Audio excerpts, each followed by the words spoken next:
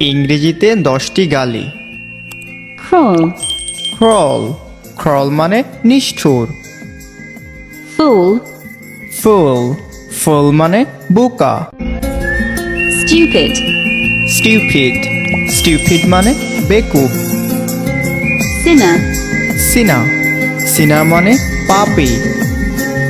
rascal, rascal, rascal মানে বদমাশ। savage, savage, savage মানে অসভ্য। witless, ওয়েটলেস, ওয়েটলেস মানে বুদ্ধিহীন। chitter, চিটা, চিটা মানে প্রতারক।